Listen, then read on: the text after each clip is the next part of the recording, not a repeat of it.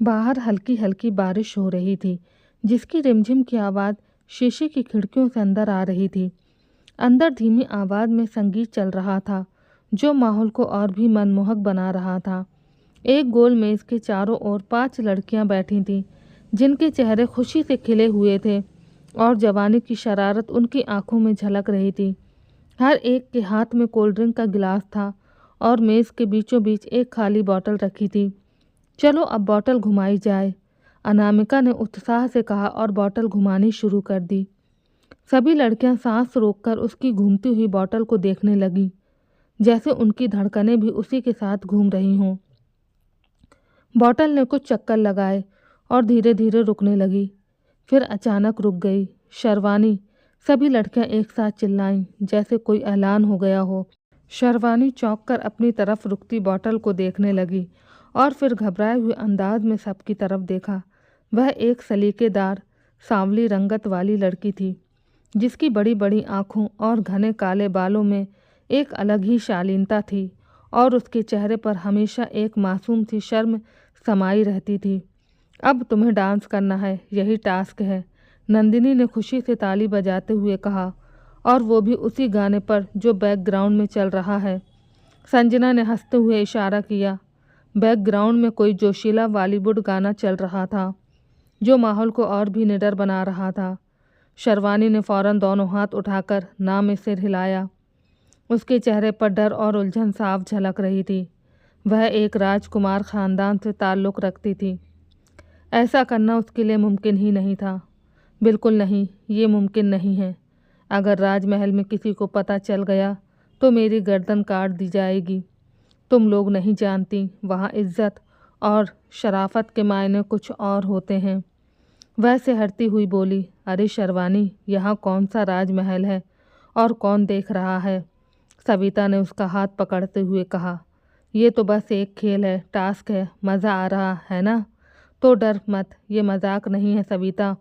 तुम जानती हो मेरी दादी अम्मा किसी को भी शहर की हवा तक नहीं लगने देती, और अगर उन्हें पता चल गया कि मैंने रेस्टोरेंट में डांस किया, शर्वानी की आवाज़ कांप गई, तो शायद मैं कभी वापस ना जा सकूं। बस बहुत हुआ शर्वानी, अनामिका ने बनावटी गुस्से से कहा।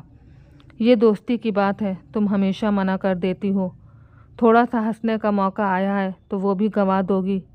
शर्वानी, ज़िंदगी में कब मौका मिलता है ऐसे आज़ाद पल जीने का? संजना ने मुस्कुरा कर कहा, और वैसे भी हम सब तुम्हें सपोर्ट करेंगे। अगर कोई आ भी गया तो सब लड़कियां गवाही देंगी कि तुमने कुछ नहीं किया। वो उसे हिम्मत दे रही थी, ये जाने बगैर कि इस एक पल के बाद उसकी ज़िंदगी में तूफ़ान आने वाला है। शर्वानी ने नज़रें झुका ली, आंखों में डर साफ था, मगर फिर भी वह चुप रही, अपनी जगह से हिली भी नहीं। उसके इनकार के बाद कुछ पल के लिए माहौल में सन्नाटा छा गया। चहकते चेहरों पर अचानक गंभीरता छा गई। सभी लड़कियां एक दूसरे को देखने लगीं, जैसे किसी ने उनके खेल का मज़ा बिगाड़ दिया हो। संगीत अब भी बज रहा था, मगर हंसी और ठहाकों के बिना वो भी फीका लगने लगा था। वाकई तुमसे ये उम्मीद नहीं थी शर्वानी, अनामिका ने होंठ भींचते हुए कहा। उसकी आवाज़ में मायूसी थी। हाँ, अगर इतनी ही डरपोक थी तो फिर यहाँ आने का क्या फ़ायदा? सविता ने तीखे लहजे में कहा। उसकी नज़रें शर्वानी पर जमी थीं, जैसे सचमुच दिल टूट गया हो। हमने भी तो सारे टास्क किए, किसी ने मना नहीं किया, संजना बोली। उसकी आवाज़ में नाराज़गी और गिला था। और तुम्हें तो हमेशा कोई ना कोई बहाना चाहिए होता है, कभी राजमहल, कभी बाबा। ये ठीक नहीं है। शर्वानी ने कुछ कहने के लिए होंठ खोले ही थे कि नंदिनी ने अपना पर्स उठाना शुरू कर दिया। वह जल्दी जल्दी अपना फ़ोन, लिपस्टिक और बाकी सामान समेटने लगी। मैं जा रही हूँ, ये कोई नियम नहीं। अगर एक भी टास्क अधूरा रह गया तो पूरे गेम का मज़ा चला जाता है। हम सब साथ में आए थे, सब ने वादा किया था कि कोई पीछे नहीं हटेगा, उसने सख्त लहजे में कहा और कुर्सी से उठ खड़ी हुई।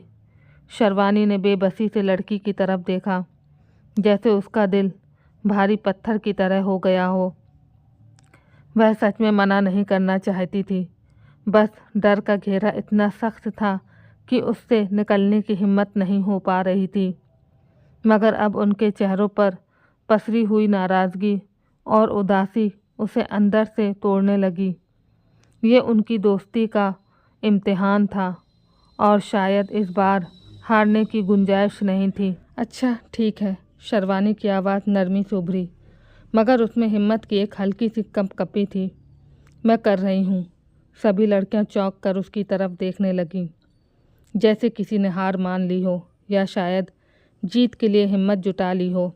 सच? अनामिका की आवाज़ में हैरानी और खुशी दोनों मिल गई। शर्वानी ने सिर हिलाया और धीरे से अपनी जगह से उठी। उसका दिल तेज़ी से धड़क रहा था, मगर कदम खुद ब खुद मेज़ से हटकर खाली जगह की तरफ बढ़ने लगे। रेस्टोरेंट के एक कोने में थोड़ी सी खाली जगह थी, जहाँ पीछे कांच की दीवार से बाहर बारिश का धुंधला नज़ारा दिख रहा था। संगीत की धुन अब तेज़ हो चुकी थी। शर्वानी ने गहरी सांस ली, पल भर के लिए आंखें बंद की और फिर जैसे एक नई हिम्मत के साथ आंखें खोलीं।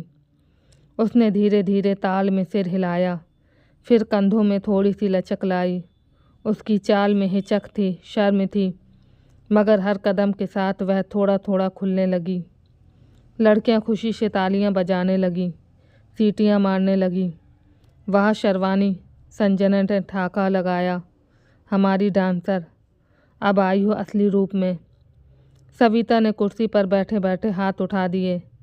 शर्वानी ने हंसते हुए एक घुंघरू जैसा हाथ का इशारा किया और धुन पर हल्के हल्के कदमों से झूमने लगी। वो अब भी सतर्क थी, मगर उसकी आंखों में जो चमक थी वो ये बता रही थी कि उसने अपने डर को, अपनी हदों को एक पल के लिए पीछे छोड़ दिया है। वो पल, वो थिरकन, वो हंसी, ये सब उसकी आज़ादी की एक छोटी सी झलक थे। इस बात से बेखबर कि वो कितनी बड़ी गलती कर चुकी है।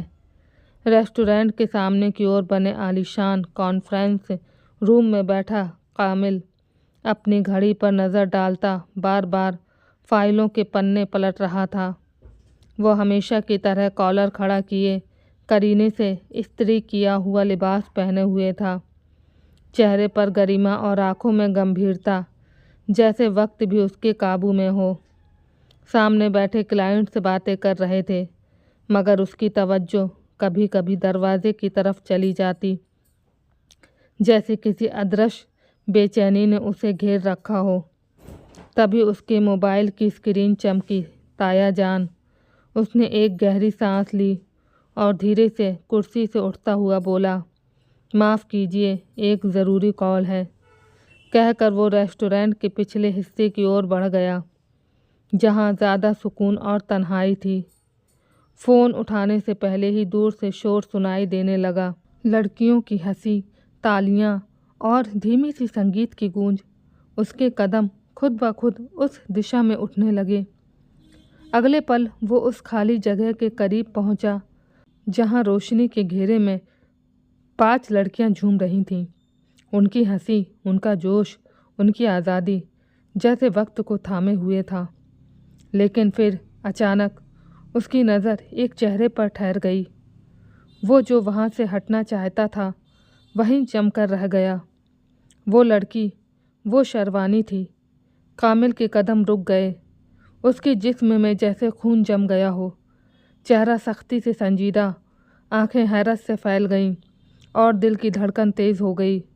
शर्वानी, जो राजमहल की दीवारों से बाहर कदम रखते हुए भी कांपती थी, वही शर्वानी जो उसकी मंगेतर थी, उसके ख़ानदान की इज्जत, ताया जान की प्रतिष्ठा की निशानी। और आज वो यहाँ एक रेस्टोरेंट में सबके सामने नाच रही थी। वो अभी स्तब्ध खड़ा ही था कि फ़ोन की स्क्रीन से स्पीकर की आवाज़ गूंजी, कामिल, ये लड़की बिना इजाज़त के एक बार फिर अपनी सहेलियों के साथ शहर निकल गई है। ये ताया जान की कड़कती आवाज़ थी, जिसमें हर लफ्ज़ से गुस्सा टपक रहा था। तुम फ़ौरन इसे ढूंढो और घर लेकर आओ। आज उसका इंतज़ाम मैं अच्छे से करता हूँ। कामिल का चेहरा सफ़ेद पड़ गया। दिल किया स्पीकर फ़ौरन बंद कर दें, मगर आवाज़ गूंज चुकी थी। जी ताया जान। कामिल ने मुश्किल से लब हिलाए और कॉल काट दी। कुछ पल तक वो वैसे ही खड़ा रहा जैसे वक्त ने उसे कैद कर लिया हो। उसकी मुट्ठी धीरे धीरे भिंच गई। आंखों में अब हैरानी की जगह गुस्सा उतरने लगा था। ये वो शर्वानी नहीं थी जिसे वो जानता था। ये वो मंजर नहीं था जिसकी किसी को उम्मीद थी। रेस्टोरेंट के आधे अंधेरे हिस्से में अब भी कह कहे गूंज रहे थे। संगीत की धुन कुछ मंद हो चुकी थी, मगर शर्वानी अब भी थिरक रही थी।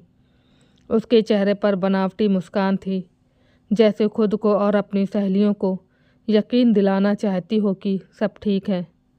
तभी उसके पर्स में रखा मोबाइल बजने लगा। वो चौंकी, नाचते हुए पल भर को रुकी। स्क्रीन पर नज़र पड़ी तो चेहरे की शोखी पल में खौफ में बदल गई। स्क्रीन पर साफ लिखा था कामिल। ताया जान की कॉल काटकर उसने उसी को कॉल मिलाई थी ताकि पता चल सके वो कितना झूठ बोल सकती है। शर्वानी की हंसी जैसे अंदर ही दम तोड़ गई। हाथ कांपने लगे, दिल बेकाबू तरीके से धड़कने लगा। अनामिका ने चुटकी ली, किसका फ़ोन है? मगर शर्वानी ने कोई जवाब नहीं दिया। चुपचाप मोबाइल कान से लगाया। हेलो। आवाज़ धीमी और कांपती हुई निकली। दूसरी तरफ जैसे ज्वालामुखी फट पड़ा था। कहाँ हो तुम? कामिल की भारी दबा हुआ गुस्से से भरी आवाज़ सीधा उसके दिल पर लगी। शर्वानी ने आंखें मूंद ली, सांस खींची और कांपते होठों से बोली, मैं अपनी सहेली के घर आई हूँ, एक छोटी सी दावत है। अच्छा। कामिल की आवाज़ में अब तल्खी और तंज शामिल हो चुका था। सहेली का घर रेस्टोरेंट बन गया है जहाँ तुम मर्दों के बीच खड़ी होकर नाच रही हो? इस बार वो बोला नहीं, दहाड़ा था। शर्वानी का जिस्म जैसे ज़मीन में जड़ गया हो। आंखें बेकाबू हों चारों ओर दौड़ने लगीं और अगले ही पल जैसे सांस रुक गई हो। वो सीधा कामिल को देख रही थी। वो वहीं था, ठीक सामने, दीवार के साए से बाहर आता हुआ। आंखों में धधकते सवाल, चेहरे पर सख्ती और कदमों में ऐसा गुस्से भरा ठहराव कि ज़मीन भी कांप जाए। शर्वानी के होंठ सिले हुए थे, आंखें फैल गईं, दिल जैसे सीने से बाहर निकलने को हो। मोबाइल अब भी उसके कान से लगा था, मगर आवाज़ बंद हो चुकी थी। कानों में सिर्फ अपनी ही धड़कन सुनाई दे रही थी। कामिल धीरे धीरे लेकिन तेज़ी से उसकी ओर बढ़ रहा था। उसका हर कदम जैसे कहर बरपा रहा हो। उसकी आंखों में जो यकीन का टूटना और गुस्सा था वो शर्वानी के वजूद को चीरता चला गया था। कामिल उसके बिल्कुल सामने आकर रुका। एक पल को मुकम्मल खामोशी छा गई। उसकी नज़रें सीधे शर्वानी की आंखों में गड़ी थीं। चलो मेरे साथ, अभी और इसी वक्त, वो बिना कोई दूसरी बात किए सख्त लहजे में बोला था। दिमाग फटने के करीब हो गया था, रंगें उभर आई थीं। उसका लहजा ना तो नर्म था और ना ही उसमें कोई इल्तिजा थी। वो एक हुक्म था, शर्वानी के वजूद पर गिरने वाली पहली बिजली बनकर। शर्वानी ने एक नज़र अपनी सहेलियों को देखा, जिनके चेहरे अब उलझन और हैरानी से भर चुके थे। फिर उसने नज़रें झुका लीं और सर हिलाने की भी हिम्मत ना कर सकी। कामिल गज़ब आसमान से उतरा हुआ महसूस हो रहा था, और वो एक नन्ही सी पतंग जिसकी डोर किसी तूफ़ान में उलझ चुकी थी। रेस्टोरेंट की रोशनियां जैसे एक पल के लिए मद्धम पड़ गई हों। संगीत कहीं पीछे छूट गया था। फ़िज़ा में एक अजनबी सी संजीदगी भर गई थी। सारी लड़कियां साकित खड़ी थीं, आँखों में खौफ, चेहरों पर हैरानी, और सामने कामिल का तूफ़ानी वजूद जो जैसे पूरे माहौल पर हावी हो चुका था। जब शर्वानी अपनी जगह से नहीं हिली तो वो गुस्से से दहाड़ कर बोला, शर्म आनी चाहिए तुम्हें, राजमहल की बेटी होकर मर्दों के बीच नाच रही हो। शर्वानी का दिल धक से रह गया। उसने बौखला कर नज़रें झुका ली, होंठ कांपने लगे। आवाज़ में घबराहट साफ महसूस हो रही थी। ये एक टास्क था। यहाँ लड़के नहीं हैं, आप खुद देखिए। वो मुश्किल से बोल पाई, मगर जुमले मुकम्मल होने से पहले ही कामिल का गुस्सा आसमान छूने लगा। उसने एक झटके से शरवानी का बाजू थामा, इतनी मजबूती से जैसे वो कहीं भाग न जाए। शरवानी हड़बड़ा गई। बाकी सब लड़कियां सांस रोके खड़ी थीं। किसी की हिम्मत नहीं थी कुछ बोलने की। कामिल ने शरवानी को करीब खींचा, उसका चेहरा अपने चेहरे के बिल्कुल सामने लाकर उसकी आंखों में आंखें डाल दीं। तुम्हें तो मैं घर जाकर बताऊंगा कि अपनी हद पार करने का अंजाम क्या होता है। शरवानी की पलकें झपकना भूल गईं, आंखें खौफ से फैल गईं और पूरा वजूद जैसे कांप उठा। कामिल ने अब भी उसका बाजू थामा हुआ था, मगर नज़रें अब उसकी सहेलियों पर जा टिकी थीं। उसकी नज़रों का रुख बदलते ही लड़कियां एक दूसरे के पीछे छिपने लगीं, जैसे मुजरिम खड़ी हों। और तुम सब, उसकी आवाज़ में ऐसा कहर था कि दीवारों तक में लर्जा आ गया। आइंदा अगर किसी ने भी मेरी मंगेतर से संपर्क करने की कोशिश की तो मैं तुम सबके घरों पर शिकायत करूँगा। तुम लोग कहीं के नहीं रहोगे, समझी तुम? कोई जवाब नहीं आया, सिर्फ कुछ सिसकियों की आवाज़ें और झुकी हुई नज़रें थीं। अनामिका ने बेतहाशा अपने होठों पर दांत जमा लिए, जबकि सविता ने धीरे से शरवानी की तरफ कदम बढ़ाने चाहे, मगर कामिल के कहर आलूदा चेहरे ने उसे रोक दिया। बेशर्मी की भी कोई हद होती है, और तुम सब ने वो हद पार कर ली है। उसने झपट कर टेबल पर रखा शरवानी का पर्स उठाया और अगले ही पल शरवानी को ज़ोर से खींचा, चलो मेरे साथ। इस बार वो ठहरा नहीं था, बल्कि घसीटते हुए बाहर की तरफ बढ़ा था। शरवानी के कदम डगमगाए, मगर वो मुखालफत न कर सकी। वो उसकी गिरफ्त में थी, बिल्कुल वैसे जैसे किसी तूफान में कोई तिनका। रेस्टोरेंट की रंगीन रोशनियां अब शरवानी के लिए कैद का दरवाज़ा बन चुकी थीं, और कामिल की तेज़ गुस्से से भरी सांसें फिज़ा में गूंज रही थीं। तमाम लड़कियां पीछे हटकर खड़ी थीं। कोई कुछ कहने की ज़रूरत न कर सका। आज शरवानी सिर्फ एक टास्क नहीं, अपनी इज्जत, अपनी हद और शायद अपनी आज़ादी हार चुकी थी। गाड़ी के अंदर का माहौल कब्र की मानिंद सन्नाटा लिए हुए था। बाहर सड़क के किनारे लगे दरख्त पीछे की तरफ दौड़ते जा रहे थे, मगर गाड़ी में बैठे दोनों इंसान वक्त की कैद में साकित थे। कामिल का चेहरा सख्ती और गुस्से से झुलसता हुआ था। उसकी नज़रें सड़क पर जमी थीं, मगर अंदर तूफान बरपा था। शरवानी खामोशी से उसकी तरफ देख रही थी। आंखों से आंसू लगातार बह रहे थे। दिल हलक में अटका हुआ महसूस हो रहा था। कुछ लम्हों की खामोशी के बाद वो हिम्मत करके बोली, आवाज़ रोती हुई, कांपती हुई, कामिल प्लीज़ मेरा हाथ छोड़ दो, मुझे बहुत दर्द हो रहा है। कामिल ने कोई जवाब ना दिया, हाथ थोड़ा ढीला किया, मगर नज़रें अब भी सड़क पर थीं। शरवानी ने सिसकियां दबाते हुए कहा, मैं मानती हूँ गलती हो गई, लेकिन बाबा के सामने मुझे बचा लेना, वो मुझे जान से मार देंगे। कामिल का चेहरा एक लम्हे को और ज़्यादा सख्त हो गया। शरवानी ने कांपते हाथ से उसके बाजू पर हाथ रखा। प्लीज़ कामिल, मुझे माफ़ कर दो, मैं वादा करती हूँ आगे से ऐसा कुछ नहीं होगा। अचानक जैसे ब्रेक लग गई हो, कामिल ने पूरी शिद्दत से अपना हाथ झटका। शरवानी का हाथ एक झटके से उसकी गोद में जा गिरा। वो चौंक कर पीछे हो गई। खबरदार, कामिल की आवाज़ शरवानी के कानों में हथौड़ी की तरह पड़ी।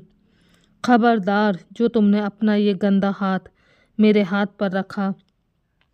शरवानी का रंग सफ़ेद पड़ गया, आंखें और ज़्यादा भर आईं, मगर कामिल की आंखों में कोई नरमी न थी। वो पूरी तरह तैश में था। तुम्हें लगता है ये सब एक मजाक है कि हम यहाँ बैठे सिर्फ तमाशा देखने आए हैं? शरवानी खामोशी से रोती रही। मगर उसकी आंखें अब नदामत से झुकी हुई थीं। तुम्हारे नज़दीक इज्जत की कोई अहमियत नहीं है? वो हर लफ्ज़ ज़ोर से अदा कर रहा था, जैसे एक एक फ़िक्रा उसकी रूह में उतरता जा रहा हो।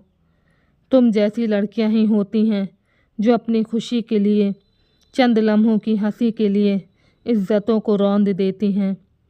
शर्वानी ने कांपते लबों से कुछ कहना चाहा, मगर कामिल ने हाथ उठाकर उसे रोक दिया। खामोश रहो, मुझे तुम्हारी आवाज़ सुनना भी गवारा नहीं। गाड़ी का अंदरूनी माहौल और भी ज़्यादा बोझिल हो गया। शर्वानी का जिस्म कांपने लगा। वो दोनों हाथों से अपना मुंह छुपाकर रोने लगी। कामिल की आखिरी बात गोया खंजर बनकर उसके दिल में उतर गई। मैं कामिल हूँ, वो इंसान जो उन औरतों को ज़मीन में गाड़ना जानता है, जो घर की इज्जत को अपने कदमों तले रौंद देती हैं। शर्वानी ने कांपते हुए अपनी आंखें बंद कर लीं। आज वो खुद को एक मुजरिम की तरह महसूस कर रही थी, जिसका जुर्म बस एक पल की बेवकूफ़ी था। लेकिन सज़ा शायद पूरी ज़िंदगी पर भारी पड़ने वाली थी। एक लंबी दूरी तय करने के बाद गाड़ी ज़ोरदार झटके से राजमहल के बड़े भव्य पोर्च में आकर रुकी। अगले ही पल दरवाज़ा खुला और कामिल ने गुस्से से भरी हुई शर्वानी को बाहों से खींचकर नीचे उतारा। शर्वानी की सिसकियाँ पोर्च की खामोशी में गूंजने लगीं। वो खुद को छुड़ाने की नाकाम कोशिश करती हुई बोली, कामिल प्लीज़ मेरी बात सुनिए, मुझे माफ़ कर दीजिए, मुझसे गलती हुई है, लेकिन ऐसी सज़ा। मगर कामिल का चेहरा पत्थर की तरह सख्त और ठंडा था। उसके कदम तेज़ और इरादों से भरे हुए थे। वो उसे घसीटते हुए राजमहल के अंदर ले आया। बड़े लॉन्ज में ऊंची छतों के नीचे पसरी गंभीरता और शान में जैसे वक्त थम गया था। सादा सफ़ेद कपड़ों में लिपटे बुजुर्ग और रौबदार भास्कर चौधरी सोफे पर बैठे थे, जिनकी आंखों में थकान और तेज़ एक साथ नज़र आ रहा था। जैसे ही उनकी नज़र इस दृश्य पर पड़ी, वो चौंक कर खड़े हो गए। ये क्या हो रहा है कामिल? कामिल ने गुस्से से शर्वानी को उनके कदमों में धकेल दिया। वो लड़खड़ा कर ज़मीन पर गिर गई। कामिल की आवाज़ में अब तूफ़ान था। ये देखिए आपकी बेटी, जिसे आपने इज्जत की मिसाल कहा था, ये रेस्टोरेंट में नाच रही थी। नाच रही थी? मर्दों के बीच, ठाकों के बीच बेशर्मी की तस्वीर बनी हुई थी। वो बात को गलत रंग दे रहा था। गुस्से में उसे कुछ समझ नहीं आ रहा था कि वो क्या बोल रहा है। भास्कर चौधरी का चेहरा सफ़ेद पड़ गया, जैसे उनकी रगों में खून की रवानी रुक गई हो। वो कांपती आवाज़ में बोले, नहीं नहीं, तुम्हें कोई गलत फहमी हुई है। कामिल, मेरी शर्वानी ऐसी नहीं हो सकती, उन्होंने अविश्वास से कहा। गलत फहमी? कामिल ने व्यंग से कहा और आगे बढ़कर ताया की आंखों में आंखें डाल दी। पूछिए इससे, पूछिए अपनी लाडली से, कहाँ थी ये, किसके साथ थी और क्या कर रही थी? भास्कर चौधरी का चेहरा कांपने लगा। वो शर्वानी की तरफ मुड़े। शर्वानी बेटा बताओ, कहाँ थी तुम? शर्वानी की सिसकियाँ तेज़ हो गईं। वो कुछ बोलने की कोशिश कर रही थी, लेकिन लफ्ज़ उसके होठों पर ही दम तोड़ चुके थे। वो बस ना में सिर हिलाए जा रही थी। उसकी आंखों से आंसुओं की एक न ख़त्म होने वाली धारा बह रही थी। कामिल की आवाज़ गूंजी, इस बार फैसले के लहजे में, बस बहुत हो चुका। अगर आपसे आपकी बेटी नहीं संभाली तो मैं खुद जिम्मेदारी लेता हूँ। शादी की तैयारी करवाइए, मैं और तमाशा नहीं देख सकता। भास्कर चौधरी ने शर्वानी की तरफ देखा, जो ज़मीन पर गिरी हुई अपनी ही शर्मिंदगी में डूबी जा रही थी। उनकी आंखों में दुख, मायूसी और लाचारी थी। फिर उन्होंने कामिल की तरफ देखा। जैसा तुम कहोगे बेटा, वैसा ही होगा। तुम्हारी इज्जत हमारी इज्जत है। कामिल ने एक ठंडी नज़र शर्वानी पर डाली, नज़र में गुस्सा, नफ़रत और बेरहमी साफ झलक रही थी। बिना कुछ कहे वो पलटा और लंबे कदमों से लॉन्ज से बाहर निकल गया। पीछे बस शर्वानी की सिसकियां रह गईं। उसके जाने के बाद उन्होंने गहरी सांस ली और फिर ज़मीन पर बैठी अपनी बेटी को देखकर बोले, खड़ी हो जाओ, हमें तुमसे बात करनी है। कुछ पल वो ज़मीन पर ही बैठी रोती रही और फिर हिम्मत करके खड़ी हो गई। वो अपनी खड़ी हुई बेटी को घूरते हुए सख्त लहजे में बोले, शर्वानी, मुझे तुमसे ये उम्मीद बिल्कुल नहीं थी। तुमने मेरी नज़रें झुका दी हैं, मेरी ज़बान बंद कर दी है। मुझे यकीन नहीं हो रहा कि तुम मेरी औलाद हो। शर्वानी ने सिर उठाकर रोती हुई आंखों से अपने पिता की तरफ देखा। बाबा, मेरी बात सुनिए, मैंने कुछ गलत नहीं किया, सिर्फ हम लड़कियां थीं, बस एक टास्क था। कामिल को गलत फहमी हुई है। लेकिन भास्कर चौधरी की आंखों में अब कोई नरमी नहीं थी, सिर्फ गुस्सा और बदनामी का डर था। टास्क? वो गरजे, ये तुम्हारा खेल है? मैं वो इंसान हूँ जो गांव की लड़कियों को घर से बाहर कदम रखने से रोकता हूँ, और मेरी अपनी बेटी शहर के रेस्टोरेंट में मर्दों के बीच नाचती है। शर्वानी ने हिचकियों में उलझी आवाज़ में सफाई दी, बाबा, वहाँ कोई मर्द नहीं था, हम सब लड़कियाँ थीं, बस खेल था, हंसी मजाक था। उसका वाक्य पूरा भी नहीं हो पाया था कि एक ज़ोरदार तमाचा उसके चेहरे पर पड़ा। थप्पड़ की आवाज़ लॉन्ज की ऊंची छतों से टकरा कर गूंजी और शर्वानी का नाजुक जिस्म एक तरफ झूल गया। आंसुओं की धार पल भर में बेकाबू हो गई। वो कांपते होठों से बाबा को देखती रह गई। भास्कर चौधरी की आवाज़ अब ज़मीन हिला देने वाली थी, दफ़ा हो जाओ मेरी नज़रों से, अपनी गंदी सूरत लेकर निकल जाओ यहाँ से। अगर दोबारा मेरे सामने आई तो ज़मीन में गाड़ दूंगा, जहाँ से तुम्हारी हड्डियाँ भी न निकाली जा सकें। शर्वानी की आंखों में अब सिर्फ डर और अविश्वास था। उसने कांपते बदन के साथ एक आखिरी नज़र अपने पिता पर डाली, जो अब बस एक वहशी गैरत के रूप में खड़े थे। वो तेज़ी से उठी, अपने आंसुओं को पोंछने की कोशिश की, मगर उसके हाथ कांप रहे थे, कदम लड़खड़ा रहे थे। बाबा, प्लीज़, वो बस इतना ही कह सकी थी। शादी होगी इसी महीने, चाहे आसमान टूटे या ज़मीन फटे। तुम्हारी जगह अब सिर्फ अपने पति का घर है, नाचने की जगह नहीं। शर्वानी जैसे ज़मीन पर कदम न जमा सकी, एक चीख जैसे रुलाई उसके होठों से निकली और वो लॉन्ज से भागती हुई अपने कमरे की तरफ दौड़ गई।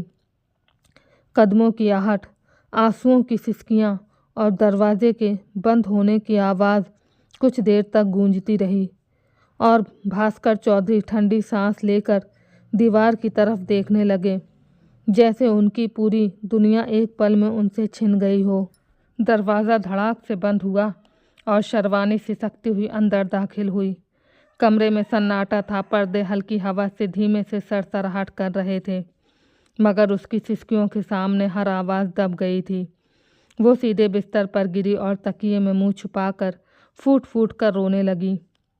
आंखों से बहते आंसू उसके गालों को भिगो चुके थे, बाल बिखर गए थे और कांपते होठों से बस एक ही जुमला निकल रहा था, मैंने क्या गलत किया था? बस हंसना चाहा था, जीना चाहा था। धीरे धीरे आंसू थमने लगे, लेकिन दिल का बोझ हल्का नहीं हुआ। तकिए पर चेहरा रख के वो अतीत की गहराइयों में उतर गईं, जहाँ एक मासूम थी 5 साल की शर्वानी अपनी माँ की गोद में चूड़ियाँ पहनने बैठी थी और सामने खड़ा था 15 साल का कामिल, जिसे देखकर उसका दिल कांप उठता था। वही पल जब सबके सामने उसकी सगाई का ऐलान हुआ था। अब ये कामरान की हुई, अपने पिता की गूंजती हुई आवाज़ अब भी उसके कानों में गूंजती थी। तब तो वो समझ भी नहीं पाई थी कि इसका मतलब क्या होता है, लेकिन वक्त के साथ सब साफ होता गया। कामिल की ठंडी निगाहें, कड़े लहजे और हुक्म चलाने वाले अंदाज ने उसके बचपन के सारे रंग फीके कर दिए थे। उसे आज़ाद ख्याल लड़कियां पसंद नहीं, दोस्त, मोबाइल, तुम्हें इजाज़त किसने दी? ये जुमले उसकी ज़िंदगी का हिस्सा बन चुके थे। लेकिन मैं भी इंसान हूँ ना, वो बुदबुदाई, जैसे खुद से बात कर रही हो। मुझे भी हंसने जीने का हक़ है। मैं सिर्फ कामिल की जागीर नहीं हूँ। मगर आज जो हुआ उसके बाद वो खुद को फिर से एक क़ैद में महसूस कर रही थी। अब तो शादी होकर ही रहेगी।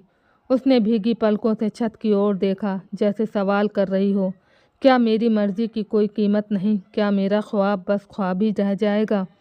और इन सवालों का कोई जवाब उसके पास नहीं था। वक्त धीरे धीरे गुजर रहा था। पूरे राजमहल में सबको उसकी इस हरकत का पता चल चुका था। नौकरों के ज़रिए ये बात हर किसी के कान तक पहुंच चुकी थी। इसीलिए आज तारीख का फंक्शन आयोजित किया गया था, ताकि जल्द से जल्द उसे रुखसत किया जा सके। पूरे राजमहल में जैसे एक बेजान सी हलचल थी। दुल्हन के कमरे से लेकर लॉन्ज तक हर जगह सजावट थी। दीवारों पर फूलों की मालाओं की खुशबू फैली थी। लेकिन शरवाने के भीतर जैसे पतझड़ उतर चुका था। वो सिर झुकाए खामोश एक कोने में बैठी थी। ना आंखों में चमक थी, ना चेहरे पर कोई खुशी की झलक। वो कोशिश हार चुकी थी जो उसने खुद को बचाने के लिए की थी। उसने माँ के पास जाकर हाथ जोड़े थे, अम्मी प्लीज़ मुझे कामिल से शादी नहीं करनी। वो गुस्से में कुछ भी कर सकते हैं। मगर माँ ने एक ठंडी आह भरी, कामिल का फैसला अटल है बेटी, अब कोई बात नहीं टाली जा सकती। फिर उसने पिता के कदमों में बैठकर बात करने की कोशिश की, मगर वो तो नज़रें उठाकर देखने को भी तैयार न थे। मुझे अपनी बेटी नहीं, राजमहल की इज्जत संभालनी है। और आज वो दिन आ गया था, वो तारीख जिसकी ज़िद में उसका हर ख्वाब दफन हो चुका था। लॉन्ज में सब लोग बैठे थे, परिवार के सदस्य, मर्द और औरतें। कामिल सोफे पर बैठा मोबाइल चेक कर रहा था और शरवानी पास ही नज़रें झुकाए अपनी उंगलियां मरोड़ती अपनी ही दुनिया में खोई हुई थी। तभी एक नौकर पास आया और झुककर कामिल के कान में धीरे से बोला, साहब आपके दोस्त आदित्य आ गए हैं। ये खबर उसके लिए जैसे राहत थी। कामिल फ़ौरन उठ खड़ा हुआ। चेहरे पर हैरानी और खुशी की झलक थी। अंदर लाओ उसे, उसने बिना रुके कहा। सब लोग चौंक गए। सभी की निगाहें सवाल बनकर कामिल पर टिक गईं। कामिल कभी भी किसी गैर मर्द को राजमहल में आने की इजाज़त नहीं देता था, लेकिन आज कुछ अलग था। चंद लम्हों बाद दरवाजे से एक खूबसूरत नौजवान अंदर दाखिल हुआ। गेहुआ रंग, नर्म मिजाज और पेशानी पर सजी मुस्कान के साथ। उसके लिबास में नफासत थी और उसकी मौजूदगी में एक अलग ही सुकून। आते ही वो कामिल के पास पहुंचा और गले लग गया। यार, इतने सालों बाद मिल रहे हैं, क्या दिन थे स्कूल के। कामिल की आवाज़ खुशी से भरी थी। बिल्कुल, तुम तो वैसे के वैसे ही हो, बस थोड़े और डरावने लग रहे हो, आदित्य ने हंसते हुए कहा। सब लोग उसके खुश मिजाज लहजे से मुतासिर हुए बिना न रह सके। कामिल ने हंसते हुए आसपास मौजूद लोगों की तरफ इशारा किया। ये सब मेरे करीबी रिश्तेदार हैं। ये मेरे अब्बा और ये मेरी अम्मी और ये मेरे सास ससुर। जबकि आदित्य सबसे बहुत ही अच्छे अंदाज में मिला। किसी से भी उसने बेरुखी नहीं दिखाई और कामिल का दोस्त होने के नाते उसे भी इज्जत बख्शी गई।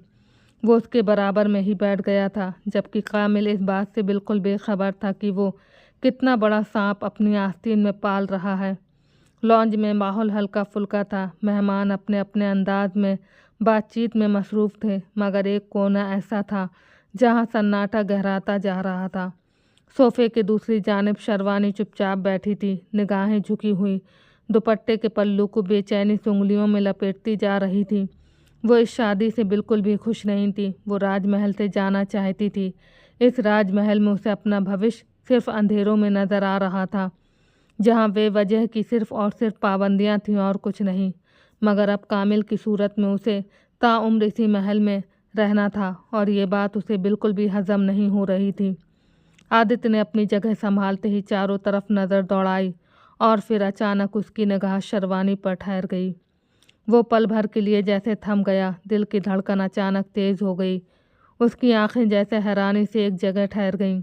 उसने ज़िंदगी में अनगिनत लड़कियां देखी थीं, मगर शरवानी में कुछ खास बात थी, कोई अनकही उदासी, कोई गहराई जो उसके दिल में उतर गई थी।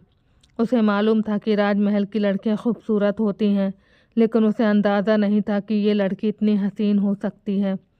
शरवानी की झुकी झुकी नज़रों, लंबी पलकों और नरम गिरते दुपट्टे में कुछ ऐसा था जो हर चीज़ को जैसे हवा में धुला हुआ महसूस करवा रहा था। उसने आज तक ऐसी खूबसूरती नहीं देखी थी। वो हमेशा हर चीज़ को पाने में जल्दी करता था और यही उसका स्वभाव था। जो चीज़ पसंद आए उसे किसी भी कीमत पर हासिल कर लेना, चाहे सामने वाला किसी भी हाल में हो। कुछ पल वो चुपचाप उसे देखता रहा, जैसे किसी रहस्य को समझने की कोशिश कर रहा हो। फिर खुद पर काबू पाते हुए हल्की सी मुस्कान के साथ बोला, आपने तो अभी तक अपनी तारीफ़ ही नहीं करवाई, आप कौन हैं? वह एक पल के लिए घबराया था, लेकिन फिर पूरे आत्मविश्वास से बोला था, इस बात से अनजान कि जिसे वो पसंद कर रहा था वो उसकी नहीं बल्कि उसके सबसे करीबी दोस्त की मंगेतर थी। शर्वानी घबरा गई। उसने अपनी नज़रें और झुका लीं और कुछ नहीं बोली। तभी कामिल ने थोड़े ऊंचे स्वर में कहा, ये तुम्हारी भाभी हैं, मेरी होने वाली पत्नी। कामिल जानता था कि उसकी मौजूदगी में वह कभी किसी लड़के से बात नहीं करेगी, इसीलिए उसने खुद ही जवाब दे दिया था। हाँ, उसे बुरा लगा था, लेकिन फ़िलहाल वो शांत रहा। कामिल के लहजे में एक अदृश्य गर्व था, जिसमें मालिकाना हक झलकता था। आदित्य की मुस्कान एक पल को थमी, जैसे कोई अप्रिय एहसास चेहरे पर आ गया हो। आंखों में हल्की सी चुभन उभरी, जैसे कोई चीज़ अंदर से चीर रही हो। उसके चेहरे के हाव भाव बदले, मगर उसने जल्द ही खुद को संभाल लिया। ये बात उसे जैसे जहर सी लगी थी। उसने होठों पर हल्की मुस्कान सजाई, आंखों की नमी छिपाकर बोला, ओह बहुत खुशी हुई, मुबारक हो कामिल भाई, और आपको भी भाभी साहिबा। वह जानबूझकर उसकी ओर झुककर बोला था। शर्वानी ने बस सिर हिला दिया, आवाज़ जैसे गले में ही अटक गई थी। उसका दिल ज़ोर से धड़क रहा था। वह पहली बार किसी गैर मर्द के इतने करीब बैठी थी, और वह भी कामिल की मौजूदगी में। वह जानती थी कि कब कामिल का मूड बिगड़ जाए और वह उसके गुस्से का शिकार बन जाए। इसीलिए उसने चुप रहने में ही भलाई समझी। आदित्य ने आखिरी बार शर्वानी को देखा और उसकी आंखों में वह सन्नाटा महसूस किया जो उसे बहुत जाना पहचाना लगा। लेकिन वो चुप रहा, मुस्कुराता रहा, जैसे कुछ महसूस ही ना हुआ हो। लेकिन दिल की धड़कनें कुछ और ही कह रही थीं। और शर्वानी, वह अब भी चुपचाप बैठी थी। रस्में पूरी शांति और गरिमा के साथ निभा दी गई थीं। शादी 2 हफ्ते बाद तय की गई थी। आदित्य को गेस्ट रूम में ठहराया गया था। हालांकि वह ये सोच कर आया था कि बस कामिल से मुलाकात करेगा, फंक्शन अटेंड करेगा और लौट जाएगा। लेकिन शर्वानी को देखकर उसके मन में अजीब अजीब ख्याल आने लगे थे। मगर वह इस बात से पूरी तरह अनजान था कि जिसे वह पसंद कर रहा है वह किसी मामूली इंसान की मंगेतर नहीं, बल्कि कामिल की मंगेतर है, जिस पर वह खुद से भी ज़्यादा नज़र रखता है। रात के 3 बजे का समय था। राजमहल के सारे कमरे नींद की गहरी आगोश में थे। लाउंज में मध्यम रोशनी जल रही थी, जिसकी हल्की पीली चमक दीवारों पर थरथरा रही थी। शर्वानी धीरे धीरे कदमों से किचन में दाखिल हुई। आंखों में नींद का खुमार और चेहरे पर बेचैनी थी। उसने जल्दी से गिलास में पानी भरा और जैसे ही पलटने लगी, दिल ज़ोर से धड़का। सामने आदित्य खड़ा था। एक पल को उसे ऐसा महसूस हुआ जैसे दिल धड़कना ही भूल जाएगा। जेब में हाथ डाले, उसके होठों पर एक अजीब सी मुस्कान थी। शर्वानी एकदम पीछे हटी, चेहरे का रंग पीला पड़ गया। अरे आप इतना डर क्यों गई? आदित्य ने नरम लहजे में कहा। मैं कोई भूत थोड़ी हूँ, बस प्यास लगी थी और आपकी तरह ही किचन का रुख किया। वैसे आप पानी पीने ही आई हैं ना, या फिर किसी और काम से? वह बेवजह उससे बातें करने लगा था और ये बात शर्वानी को बिल्कुल पसंद नहीं आई।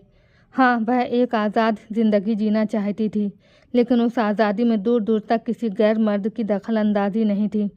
शर्वानी कुछ नहीं बोली, बस नज़रें चुराने लगी। वह हंसा, एक बात पूछूं, आपने कामिल में आखिर देखा क्या है?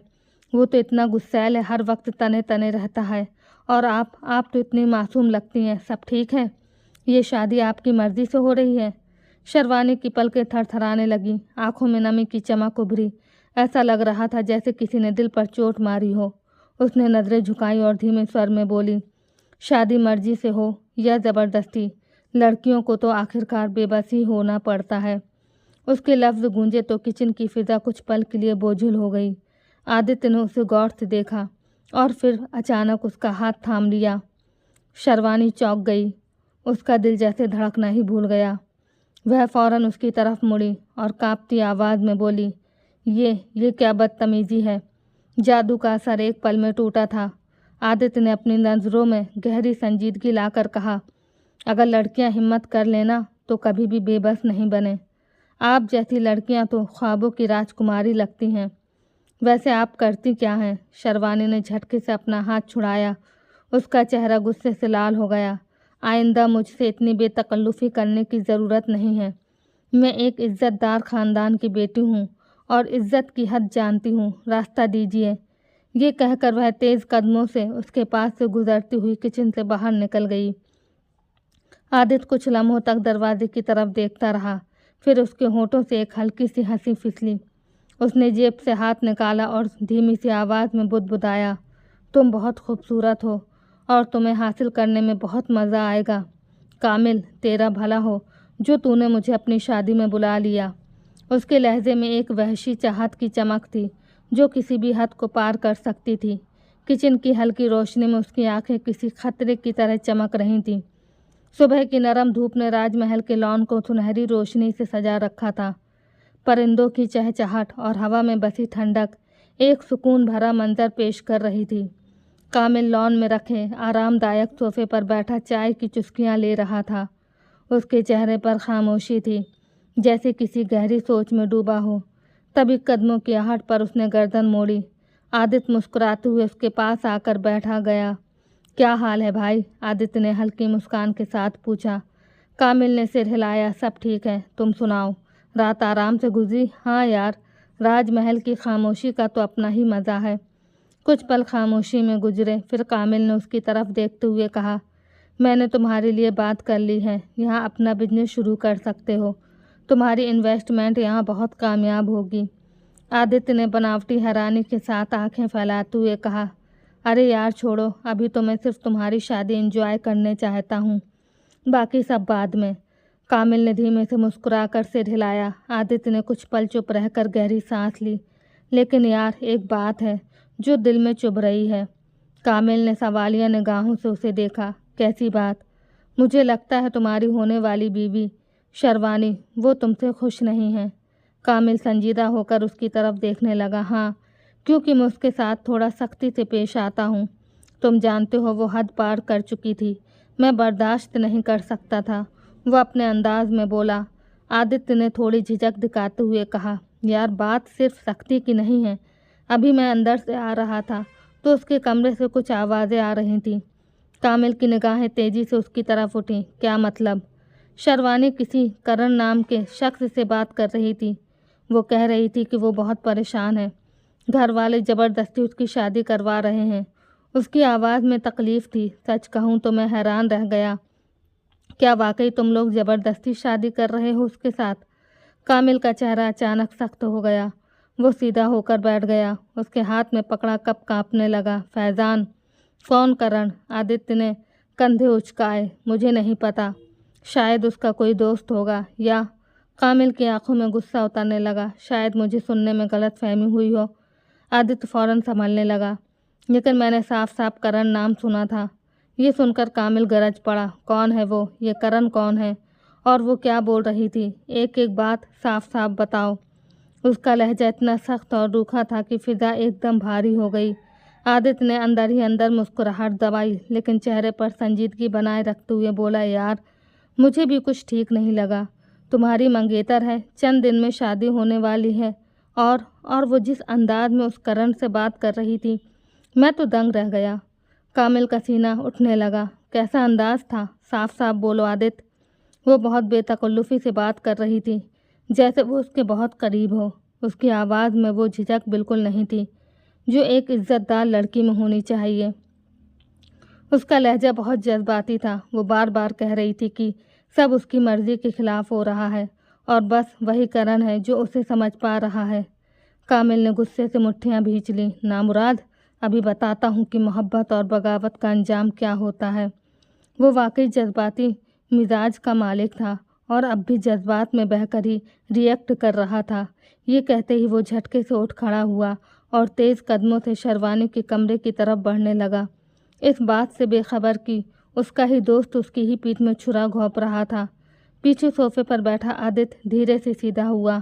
उसके होठों पर एक शैतानी मुस्कान उभरी। वो धीरे से बुदबुदाया, बस कामिल, थोड़ा और आगे बढ़ो। वो दिन दूर नहीं जब तुम उसे ठुकरा दोगे और मैं बेहिचक उसे अपनी बाहों में ले लूँगा। उसकी आंखों में एक शिकारियों वाली चमक थी, जैसे शिकार अब कुछ ही कदम दूर हो। राजमहल के सुकून में अब एक जहरीला तूफान उठ खड़ा हुआ था और किसी को इसकी भनक तक नहीं थी। वह अपना काम कर चुका था, अब बस लावा फूटने की देर थी। वो सीधे शर्वानी के कमरे में आया था। दरवाज़ा धड़ाम से खुला। शर्वानी चौंक कर पीछे मुड़ी। वह मोबाइल कान से लगाए किसी से धीमी आवाज़ में बात कर रही थी। आंखों में नमी और लहजे में नफरत थी। अचानक कमरे में दाखिल हुआ कामिल आग बबूला नज़र आ रहा था।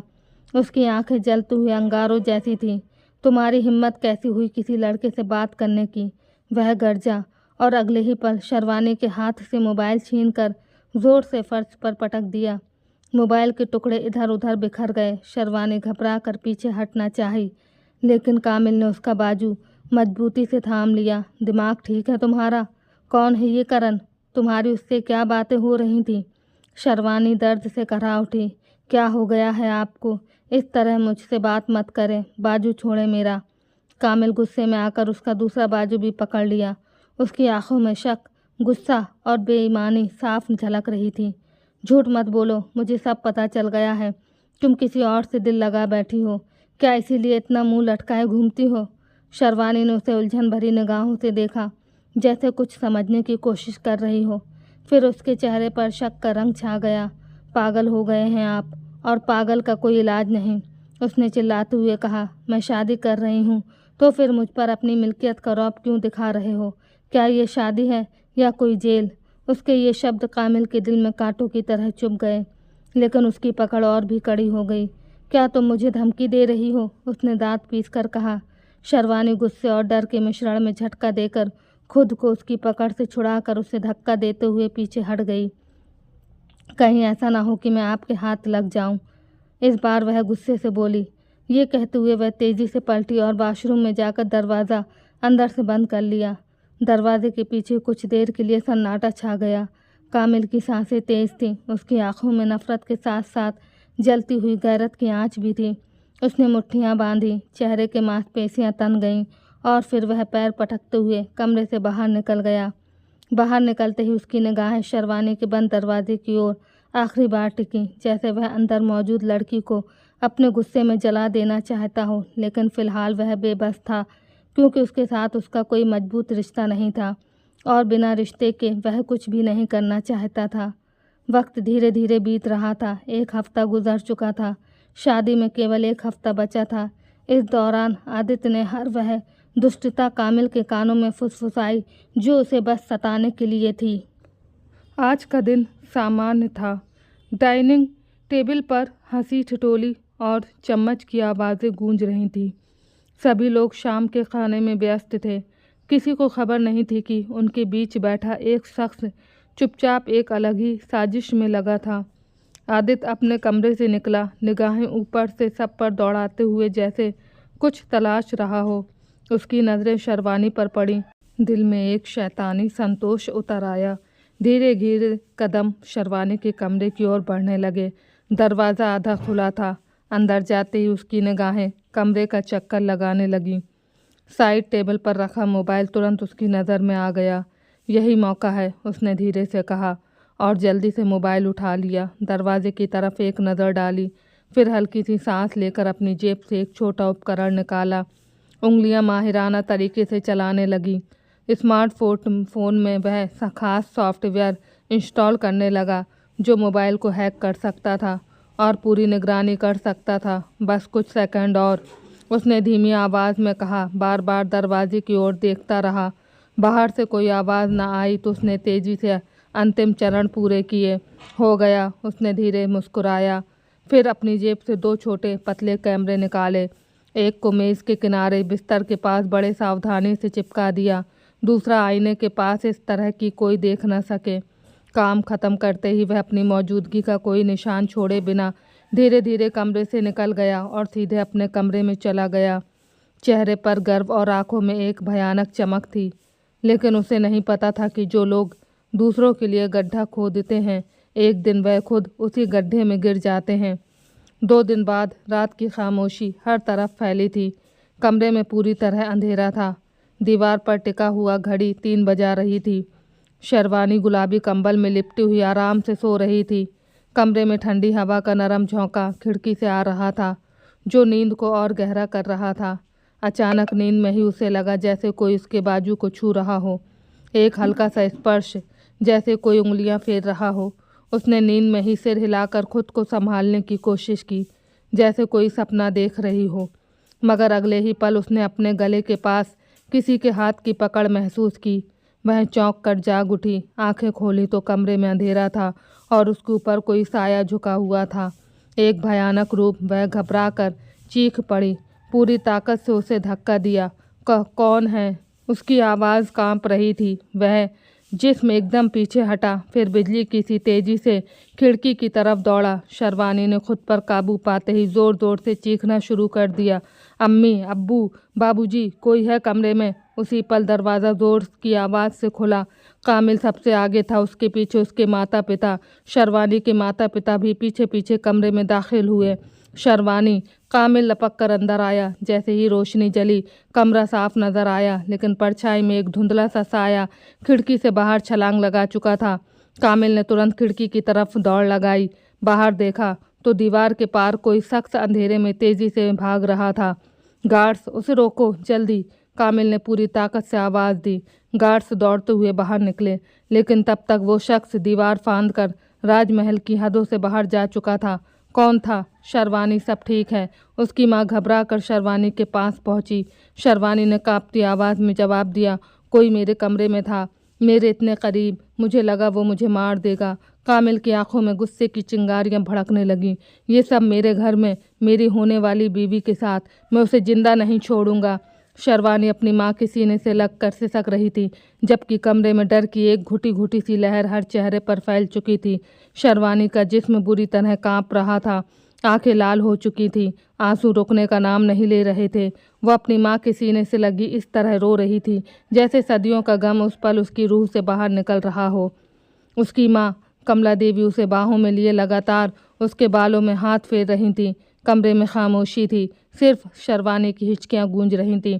अचानक कमरे में टहलते हुए कामिल की गुस्से से भरी आवाज़ गूंजी, सच सच बताओ, कौन है ये? वही किरण ना, जिसके तुम अपने दुखड़े गाती हो? उसकी आवाज़ में ऐसा धमाकेदार लहजा था जिसने शर्वानी को और ज़्यादा सिकोड़ दिया। वो बेख्तियार सोचते हुए बोला था। शर्वानी ने भीगी आंखों से कामिल को देखा और रोते हुए कांपती आवाज़ में बोली, कौन किरण? आप किसकी बात करते रहते हैं? क्यों मेरे जख्मों पर नमक छिड़कते हैं? मैंने आपका क्या बिगाड़ा है? उसकी आवाज़ दर्द से भरी थी, चेहरे पर मासूमियत और बेबसी की झलक थी। अम्मी, बाबूजी, इन्हें समझाइए, मैं भी इंसान हूँ। क्या हो गया है इन्हें? अगर इन्हें मुझ पर एतबार ही नहीं तो फिर ये शादी क्यों कर रहे हैं? क्यों ज़बरदस्ती मुझे इस रिश्ते में बांध रहे हैं? किसी को मेरी परवाह नहीं है। रोज़ इस घर में मेरे साथ कुछ ना कुछ हो रहा है, लेकिन आप लोगों को कुछ नज़र ही नहीं आता। वो रोते हुए बोली। कामिल ने उसे हैरानी से देखा। क्या उसके शक सही हो रहे थे? वो कुछ पल खामोश हो गया। इससे पहले कि कमला देवी कुछ कहती, भास्कर साहब की गूंजती हुई आवाज़ कमरे में गूंजी, बिल्कुल चुप हो जाओ शर्वानी। उनकी आंखों में खून उतरा हुआ था। ज़ुबान गले से खींच लूँगा तुम्हारी अगर एक शब्द और निकाला। जो वो पूछ रहा है उसका जवाब दो, वरना मुझसे बुरा कोई नहीं होगा। शर्वानी का चेहरा एकदम सफ़ेद पड़ गया। उसके आंसू रुकने की बजाय और तेज़ी से बहने लगे। उसके होंठ कांपने लगे, लेकिन वो खामोश रही, जैसे सारी आवाज़ें उसके अंदर ही दम तोड़ चुकी हों। कामिल ने एक पल उसके चेहरे की तरफ देखा। उसकी नज़र में अब भी शक की चिंगारी थी, गुस्से की तपिश थी, मगर वो कुछ नहीं बोला। बस अपनी मुट्ठी भींचकर दांतों को रगड़ते हुए तेज़ कदमों से कमरे से बाहर निकल गया। दरवाज़ा ज़ोर से बंद हुआ और पीछे रह गई बस एक घुटी हुई सिसकी शर्वानी की। लॉन में खामोशी का राज था। रात की चादर तनी हुई थी और आसमान पर चांद अपनी पूरी चमक के साथ रोशन था। कामिल लकड़ी की बेंच पर बैठा आसमान को देखता रहा। चेहरे पर उलझन, दिल में बेचैनी और आंखों में किसी अनहोनी की परछाइयाँ तैर रही थी। उसके हाथ में चाय का कप था, लेकिन वो कप का ठंडा हो चुका था, जैसे उसके जज्बातों की गर्मी भी कम हो गई हो। कुछ ही देर बाद कदमों की आहट पर वो चौंका। आदित्य नरमी से उसके पास आकर बैठा। कुछ देर खामोशी रही, फिर वो जैसे तौलते हुए बोला, क्या हुआ कामिल? मैंने सुना है भाभी के कमरे से कोई लड़का भागा है। कामिल ने हल्की सी सिर हिलाया, नजरें चांद से हटाकर सामने की घास पर टिका दी। यार बुरा मत मानना, लेकिन भाभी कुछ ठीक नहीं लग रही हैं। मैं कई दिनों से देख रहा हूँ। मुझे तो लगता है कि ये वही किरण नाम का लड़का होगा जिससे वो बात करती हैं। कामिल ने चौंक कर उसे देखा। आंखों में एकदम ठंडी जिज्ञासा उभरी और वो धीरे से बोला, तुम कहाँ थे आदित्य? आदित्य के चेहरे पर एक पल को जैसे सन्नाटा छा गया। वो घबरा गया, नजरें चुरा कर बोला, मैं तो अपने कमरे में था, आराम कर रहा था। कामिल की नजरें तेज हो गईं। उसके अगले सवाल से पहले ही माहौल भारी हो चुका था। अगर तुम अपने कमरे में थे तो तुम्हें कैसे पता चला कि मेरी होने वाली बीवी के कमरे में कोई लड़का भागा? कामिल की आवाज़ अब ठंडे सवालों से भरी थी। सारे नौकर अपने क्वार्टर्स में थे, कोई भी बाहर नहीं था जो ये बात तुम्हें बताता। आदित्य ने होंठ काटे, सांस भीतर खींची और एक ही पल में अपनी जगह से खड़ा हो गया। मैंने आवाज़ सुनी थी यार, खिड़की खुली थी, शोर हुआ तो लगा कुछ गड़बड़ है। कामिल भी तेजी से अपनी जगह से खड़ा हो गया। आवाज़? कौन सी आवाज़? कहाँ से? तुम्हारा कमरा तो बिल्कुल दूसरी तरफ है, इतनी दूर से तुम्हें सब सुनाई दे गया? अब की बार आदित्य का चेहरा साफ पीला पड़ गया। उसके माथे पर पसीने की बूंदें नजर आने लगीं। कामिल ने एक कदम उसकी ओर बढ़ाया। आदित्य, तुम क्या छुपा रहे हो? आदित्य ने होंठ खोले, लेकिन शब्द उसका साथ नहीं दे सके। लॉन में रात की खामोशी को अचानक एक जोरदार आवाज़ ने चीर डाला। आदित्य के चेहरे पर कामिल का तमाचा झनझनाते हुए पड़ा। आदित्य स्तब्ध रह गया, उसकी आंखें फटी की फटी रह गईं। वह अभी संभल भी नहीं पाया था कि कामिल ने उसका कॉलर पकड़ा और गुस्से में उसे ज़मीन पर पटक दिया। तो ये है तेरी असलियत? कामिल दौड़ा दहाड़ा, मेरे दोस्त बनकर मेरी पीठ में छुरा घोंपने आया था तू? वह पल भर में सारी गुत्थियां सुलझा चुका था। उसे पता चल चुका था कि आदित्य कंप्यूटर का एक्सपर्ट है। शर्वानी का मोबाइल उसके मोबाइल से कनेक्ट था। बार बार उसका खुद का फ़ोन भी हैक हो रहा था और यही वजह थी जो उसे अलर्ट कर रही थी। और अब सारी सच्चाई उसके सामने थी। वह पागलों की तरह उस पर लातें बरसाने लगा। ज़मीन पर गिरा आदित्य हर बार पर करहता रहा, अपने हाथों से खुद को बचाने की नाकाम कोशिश करता। इतने में लॉन की तरफ नौकर और गार्ड्स दौड़ते हुए आए। उनके पीछे शर्वानी, उसके माता पिता, कामिल के माता पिता और भास्कर चौधरी भी हैरानी और घबराहट में बाहर निकल आए। कामिल, क्या कर रहे हो? होश में आओ, शर्वानी की मां चीखी। मगर कामिल का गुस्सा आसमान छू रहा था। उसने गार्ड्स की तरफ देखा और फिर दोबारा आदित्य का कॉलर पकड़कर उसे खड़ा किया। अब बोल, क्या सोचा था कि मुझे कुछ पता नहीं चलेगा? उसकी आवाज़ गूंज रही थी। मेरी बीवी के कमरे में कैमरे लगाए, उसके मोबाइल में जासूसी वाला सॉफ्टवेयर अपडेट किया। तुझे लगा मैं अंधा हूँ, बेवकूफ़ हूँ? आदित्य का चेहरा पसीने से भीगा हुआ था। उसके होठों पर घबराहट के साफ संकेत थे। नहीं, मैंने कुछ नहीं किया, मैं तो बस कर। कामिल ने उसे झिंझोड़ा। जिस दिन तूने करण का नाम लिया था उसी दिन मुझे शक हो गया था कि तू कुछ छुपा रहा है। मैं शर्वानी पर गिद्ध जैसी नज़र रखता हूँ, उसकी हर हरकत से वाकिफ़ हूँ मैं। और तू उसके कमरे में झांक रहा था। उसी दिन मैं तेरी बातों से चौंक गया था। आदित्य की जुबान बंद हो चुकी थी। वह कुछ कहना चाहता था मगर शब्द उसका साथ छोड़ चुके थे। कामिल ने नफरत से उसका गिरेबान छोड़ा और पीछे हटते हुए गार्ड्स की तरफ देखा। ले जाओ इसे, उसकी आवाज़ में गरज थी। निकाल दो इसे यहाँ से, और ख़बरदार, अगर ये आदमी दोबारा यहाँ नज़र आया तो मुझसे बुरा कोई नहीं होगा। इसकी गर्दन उड़ा देना। गार्ड्स ने तुरंत आदित्य को दोनों बाजुओं से पकड़ा और वह सबको बेबस नज़रों से देखता हुआ ज़मीन पर घसीटता अपने अंजाम की ओर बढ़ रहा था। उसे बिल्कुल अंदाज़ा नहीं था कि कमल इतनी आसानी से सारी सच्चाई जान जाएगा। वह ये बात भूल गया था कि अगर वह उसे घर में जगह दे सकता है तो हर सच्चाई भी जान सकता है। शर्वानी जो पीछे खड़ी सब कुछ सुन रही थी, उसके चेहरे पर एक अजीब सी गंभीरता थी।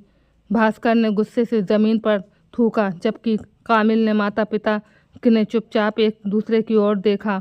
अंधेरे लॉन में सिर्फ एक साया मिट रहा था और एक भरोसा वापस लौट रहा था। कामिल ने गहरी सांस ली और गर्दन घुमाकर शर्वानी को देखा जो सिर झुकाए खड़ी थी। कामिल धीरे धीरे कदम बढ़ाता हुआ उसके पास आया। उसके चेहरे पर पछतावा और शर्मिंदगी की गहरी छाया थी। उसने शर्वानी को देखा और नरम आवाज़ में कहा, मुझे माफ़ कर दो, मेरी ही गलतियों की वजह से आज तुम्हें ये दिन देखना पड़ा। अगर मैं तुम पर कभी नहीं चिल्लाता बल्कि मैं तुम्हें भरोसे में लेता तो तुम उसी रात मुझे सब कुछ बता देती। जब उसने तुम्हारा हाथ पकड़ा था मैंने देख लिया था, लेकिन मैं बस तुम्हारा इंतज़ार कर रहा था कि तुम खुद बताओ। मगर शायद हमारे बीच ऐसा रिश्ता कभी बन ही नहीं सका कि तुम अपनी तकलीफ़ मुझसे कहो। लेकिन गलतियाँ सिर्फ मेरी थीं। वह रुका और एक गहरी सांस ली, फिर अपनी आंखों में दुख के साथ शर्वानी को देखते हुए बोला, लड़की की भी एक ज़िंदगी होती है, उसे आज़ादी चाहिए होती है, लेकिन हम मर्द उस एक लड़की को सिर्फ अपने ही इर्द गिर्द घुमाना चाहते हैं। लेकिन अब मुझे समझ आ रहा है कि ऐसा करने से सिर्फ भरोसा टूटता है, रिश्ते खोखले होते हैं और कुछ नहीं। रिश्ते कभी ज़ोर ज़बरदस्ती से मजबूत नहीं होते। मुझे अपनी हर गलती का एहसास है और ये एहसास मुझे एक हफ्ते पहले ही हो गया था। बस मैं मौके ढूंढ रहा था जो हमारे बीच दूरियां बना रहे थे। लेकिन उन्हीं दूरियों ने मुझे एक सबक सिखा दिया कि गुस्से से कभी कोई मसला हल नहीं होता, सिर्फ दर्द मिलता है। प्लीज़ मुझे माफ़ कर दो। शर्वानी की आंखों से खामोश आंसू बह निकले। वह रोते हुए मुस्कुराई और धीरे से उसके करीब आकर उसका हाथ थाम लिया। मुझे कहीं बाहर नहीं जाना था, बस मुझे यही भरोसा चाहिए था जो आज तुमने मुझे दे दिया है। कामिल की आंखों में गहराई और नरमी थी। वह मुस्कुराया और अपने माता पिता को देखते हुए बोला, बहुत लेट डेट फिक्स किया आपने, ना जाने ये एक हफ्ता मैं अपनी दुल्हन के बिना कैसे गुजारूंगा। उसकी बात सुनकर माहौल में ज़ाफ़रानी हंसी फैल गई। बेशक अगर आप अपने हम सफ़र को भरोसे में लें, उसे इज्जत दें, उसकी खुशियों को अपनी खुशियां समझें, तो आप कभी रिश्तों से दूर नहीं हो पाएंगे, बल्कि एक दूसरे का विश्वास हासिल करके ज़िंदगी को खुशगवार बना पाएंगे।